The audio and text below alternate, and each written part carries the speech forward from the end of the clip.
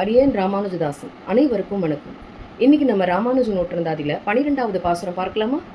இடம் கொண்ட கீர்த்தி மழிசைக்கிறைவன்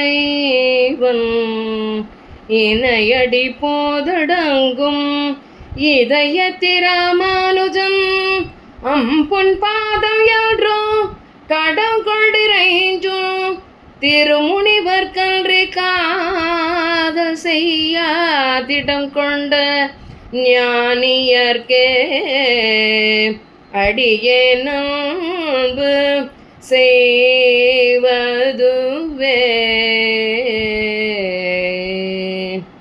இந்த புவனம் முழுவதும் பரந்த புகழ்வாய்ந்த திருமழிசைபிரான் திருவடி தாமரைகளை தன் இதயத்தில் வைத்துக்கொண்ட ராமானுஜரின் பொற்பாதங்களை பணிவதையே எப்பொழுதும் கடமையாக கொண்டிருக்கும் ஞானமாகிற செல்வத்தை பெற்றவர்கன்றி மற்றவர்களிடம் நேசம் வைக்காத உறுதியான மனம் கொண்ட அடியார்களிடமே அடியேன் அன்பு கொண்டவனாயிருப்பேன்.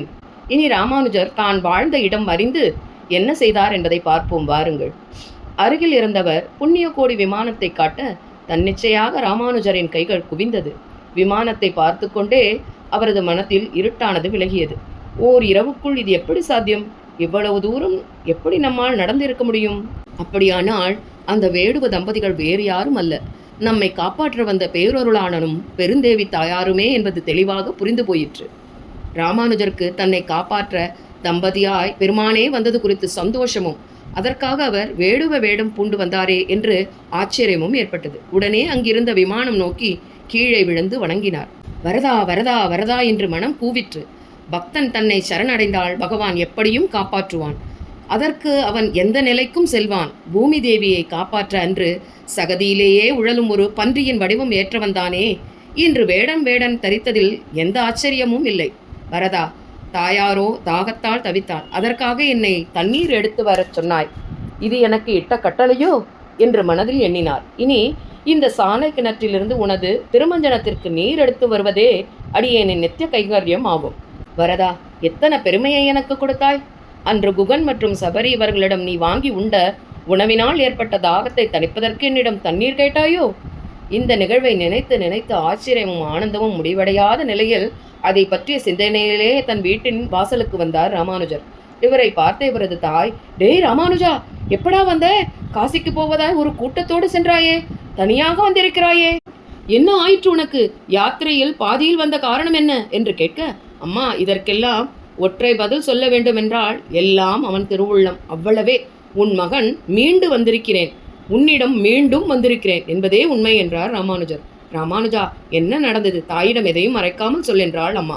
அம்மா, என்னவென்று சொல்வேன்? கூட கல்வி கற்றவர்கள் நாடகமாடியதையா? குருவே என்னை கொல்ல நினைத்ததையா? கோவிந்தன் என்னை அனுப்பியதையா? இல்லை, காட்டில் தனியாக வழி தெரியாமல் தவித்து நின்றதையா? நம் பேரருளாள தம்பதியரே என்னை இங்கே கொண்டு சேர்ப்பித்ததையா? எதை சொல்வேன் அம்மா என்று ராமானுஜர் சொல்ல, தாயாரோ, கலங்காதே ராமானுஜா, அந்த குருவையும் திட்டாதே. இப்படி ஒரு காரியம் நடக்கவில்லை என்றால் உனக்கு அந்த எம்பெருமானின் தரிசனம் எப்படி கிடைத்திருக்கும் என்று சொன்னாள். அம்மா, அடுத்து நான் என்ன செய்வதென்று கேட்க, தாயார், திருக்கச்சி நம்பியை போய் பார். அவர் சபரியை போல் எம்பெருமானுக்கு அந்தரங்கர் ஆவர். பேரொருளானுக்கு விசிறி வீசும் அவனின் விசிறி ஆவார். அவர் உன் தந்தையின் நண்பரும் ஆவார். அவரை குருவாக ஏற்று இனி அவர் சொல்படி நட என்றாள். திருக்கச்சி நம்பிகள் பூவிருந்தவல்லியில் பிறந்தவர். தினமும் இங்கிருந்து காஞ்சியில் இருக்கும் நம் வரதனுக்கு திருவாலவட்ட கைங்கரியம், அதாவது விசிறி வீசும் வேலையை செய்து வந்தார். நம் வரதராஜருக்கு இவர் வலதுகை போன்றவர். இவர் விசிறி வீசும் நேரத்தில் நம் வரதன் காஞ்சியின் அன்றாட நிகழ்வுகளை கேட்டு தெரிந்து கொள்வாராம். செல்வத்தின் மீது துளியும் பற்றற்றவர். எம்பெருமான் திருவடியே தஞ்சம் என்று கெட்டியாக அவன் திருவடியை பிடித்து கொண்டவர். திருக்கச்சி நம்பிகளின் தந்தையார் வீரராகவர். அவருக்கு 4 மகன்கள். தன்னிடம் இருந்த செல்வத்தை 4ஆக பிரித்து 4 மகன்களிடம் கொடுத்து, உங்கள் பங்கை இரட்டிப்பாக்கி கொண்டு வாருங்கள் என்று அனுப்பினார்.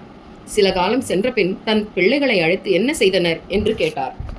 மற்ற 3வரும் செல்வத்தை பெருக்கி எடுத்து வந்தனர். ஆனால் திருக்கச்சி நம்பியோ வெறும் கையுடன் நிற்க, தந்தை என்ன செய்தாய் என்று கேட்க, நான் மறுமைக்கு செல்வம் சேர்த்துள்ளேன்.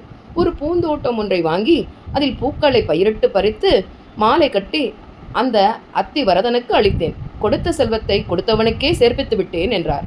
தந்தைக்கு மனதில் பூரிப்பானாலும் வெளியே என்னவோ போடா என்று சொன்னார். தினமும் இங்கிருந்து பூமாலையை கட்டி எடுத்துக்கொண்டு கால்நடையாகவே சென்று வரதனுக்கு சமர்ப்பிப்பாராம். இவர் ஒரு நாள் வரவில்லை என்றாலும் வரதன் கலங்கி போவாராம். அவரை போய் பார் என்றுதான் தன் தாய் சொன்னாள். அதனால் அவரை சென்று பார்த்தார் நம் ராமானுஜர். ராமானுஜா, நடந்த அனைத்தையும் தெரிந்து கொண்டேன். வரதன் உனக்கு இட்ட கட்டளைப்படி தினமும் தீர்த்த கைங்கரியம் செய்து வா. மற்றவற்றை அவன் பார்த்துக் கொள்வான். அவனே இன்று நேரில் வந்து உன்னை காத்துள்ளான் என்றால் உன்னை கொண்டு அவன் அற்புதங்கள் செய்ய இருப்பது போல் தெரிகிறது. என்ன நடக்கிறது என்பதை பொறுமையுடன் பார்ப்போம். நீ உடனே இன்றிலிருந்து உன் தீர்த்த கைங்கரத்தை தொடங்கு என்று சொல்ல நம் ராமானுஜரும் குடத்துடன் சாலை கிணற்றை நோக்கி சென்றார். இனி அடுத்த பகுதியில் சந்திப்போம்.